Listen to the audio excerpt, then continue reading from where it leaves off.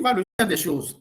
La deuxième des choses que je voulais continuer sur le cas de l'OTR, je voudrais parler encore de Tchodié parce que lui, ce qui va le tuer ou ce qui est en train de le tuer, Tchodié, c'est son arrogance, c'est sa cupidité, ce sont ses pulsions sexuelles, hein, et c'est sa méchanceté. Ce sont les 4 choses qui vont le faire, qui l'ont fait chuter et qui vont continuer par l'entraîner, hein, dans l'enfer. Parce que on ne peut jamais être aussi arrogant quand on gère les biens publics. L'OTR, ce n'était pas ta propriété. Mais ce qui t'a tué, c'est ça. Tu as manqué du respect à ton propre ministre. Tu ne considérais même plus ton ministre. Le ministre n'avait même plus, je ne sais pas, ne pouvait même plus te faire des reproches. Tu étais tellement puissant que tu t'en sais même ton ministre de tutelle. Donc, je parle de l'ancien ministre de l'économie et des finances. Et tu n'avais pas de limite dans tes escapades sexuelles. Donc, tu as fait des dégâts partout dans la boîte d'une certaine monstruosité. La méchanceté. Méchanceté par rapport à tes collègues, parce qu'il y avait des gens à l'OTR qui avaient les potentialités, tu les as écartés au profit des médiocres, de tes amis, de tes frères, des gens de ta famille que tu as placés. Aujourd'hui, si vous allez au contentieux des impôts, les dossiers sont comme ça. Au contentieux des impôts, parce que celui qu'on a mis là-bas n'est pas compétent du tout. Les contentieux sont comme ça. Au contentieux des impôts, les dossiers sont empilés comme ça. Vous savez qu'il y a beaucoup de dossiers qui tombent au contentieux pour les impôts à l'OTR. Entre les sociétés et l'OTR, il y a plein de dossiers au contentieux. Parce que celui qu'il a bombardé là-bas, c'est quelqu'un d'incompétent. Mais il a mis là-bas. Et qu'est-ce qu'il faisait? Il mouillait les renseignements, notamment l'ANR. Il faut voir comment la personne fonctionnait. Il mouillait les renseignements pour produire des faux rapports sur ses collègues. Et lorsque il y a un de ces agents ou un cadre de l'OTR est habilité à gagner un poste, aux dernières réunions, il sort un rapport de son tiroir, il dit oui, celui-là, les renseignements ont dit que c'est un faux, ou c'est un opposant, ou c'est quelqu'un qui n'est pas fiable, et puis on élimine la personne, et lui, il place la personne qu'il veut. Et il utilisait l'ANR pour ça. Et donc, il faut que Faure Gnassingbé aussi redresse l'ANR, parce que l'ANR, son rôle, c'est pas de prendre de l'argent chez des responsables de régie financière pour produire des faux rapports sur des cadres de la même boîte, pour que ces cadres-là ne bénéficient pas de promotion. C'est pas normal. On ne peut pas vivre dans un pays comme ça, où un individu s'est assis sur la fortune publique et il mouillait tout le monde pour éliminer des gens. Il fait des tweets pour dire que je mens. Il fait des tweets pour raconter des histoires. Avant, il m'avait traité de journaleux qui aboyait la caravane passée. Maintenant qu'il est tombé, il fait des tweets, il dit oui, il ment. Mais d'accord, je suis un menteur. Mais quand j'ai commencé par faire des révélations sur vous, M. Tchodié, vous êtes agité, vous êtes parti voir plusieurs personnes. Vous avez vu des gens partout pour voir qui me connaît, pour qui peut prendre contact avec moi. Je ne vais pas donner les noms des gens ici. Vous êtes agité, vous avez vu des gens. Vous avez vu des gens. Donc, aujourd'hui, est-ce que ce sont mes mensonges qui vous ont emporté ou c'est votre vérité qui vous a fait partie de l'OTR? Est-ce que ce sont mes mensonges qui vous ont emporté ou ce sont mes vérités? Même actuellement, à l'heure où je vous parle, vos propres femmes qui ont été citées dans les affaires de magouille, mais elles disent des choses aux gens de me dire qu'elles n'ont pas volé, elles ont volé un peu, n'ont pas volé beaucoup, que non, on les expose. J'écoute tout ça. Moi, j'écoute tout ça. Vous-même, vous avez vu des gens, moi que vous qualifiez de menteur, vous avez vu des gens pour me parler. J'ai conduit ces gens-là. J'ai dit à ces gens que je ne veux rien écouter et que ce que vous étiez en train de faire à l'OTR est inacceptable dans une république. Surtout sur le plan de la moralité.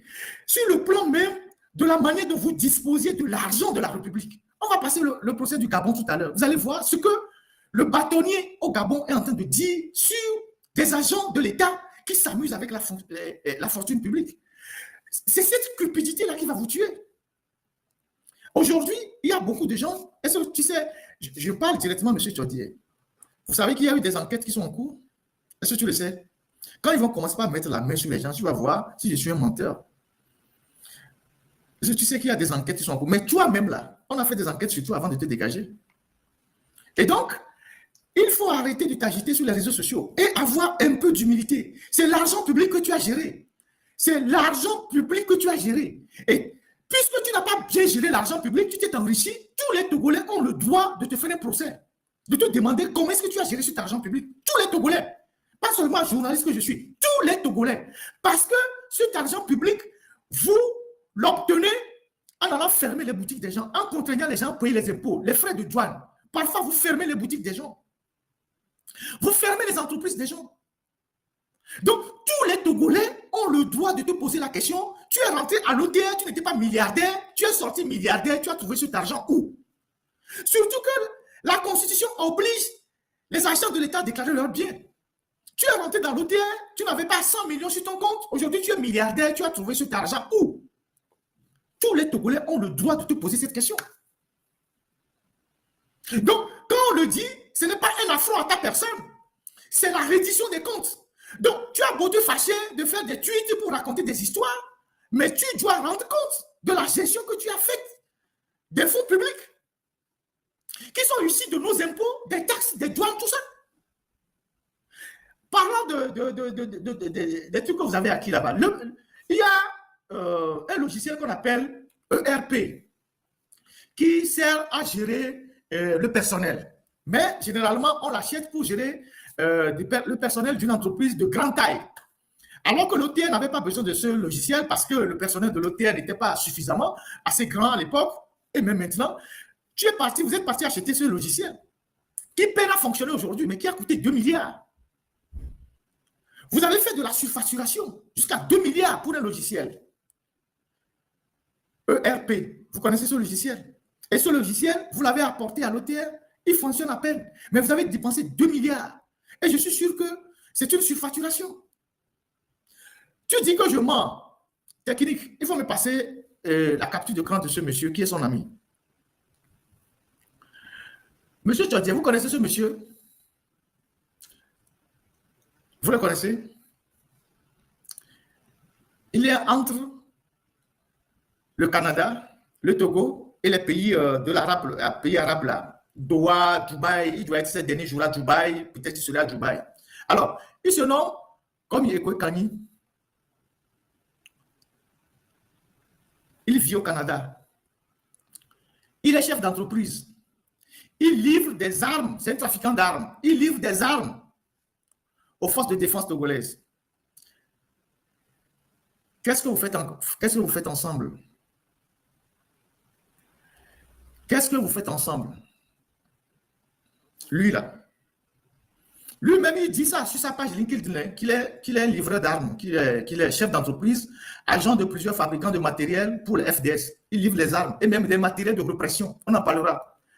Les matériels de répression, quand on fait les manifestations, on a ceux qui livrent du matériel qui permet de réprimer les Togolais. Là. Voilà un, c'est votre ami. Vous faites du business ensemble. Mais pas seulement du business. Mais il est qui pour vous par rapport au Canada? Puisqu'il vit au Canada. Il est qui pour vous? C'est un mensonge? Ok. On va montrer certains détails. Le marché que vous lui avez donné, il y a plein d'autres marchés. Ce marché-là, sa société, c'est Sapris. Si la technique peut réduire un peu, tout le document n'est pas visible. En 2022, vous lui avez donné un marché de 68, pratiquement 69 millions à l'OTR pour livrer un véhicule, pour vous livrer un véhicule à vous-même, directement, à vous personnellement. Puisque sa société ici, c'est Sapristi. C'est sa société. Vous lui avez donné un marché pour vous livrer un véhicule à 69 millions, pratiquement 69 millions.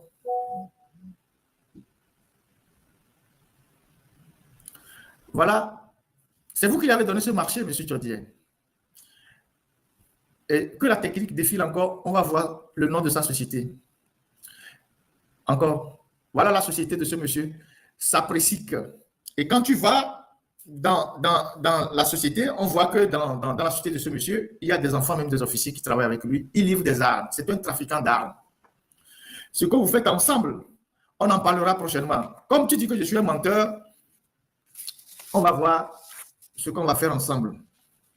Donc, voilà ce que moi j'ai à partager avec vous sur le cas l'OTR, Tchodier et tout ça.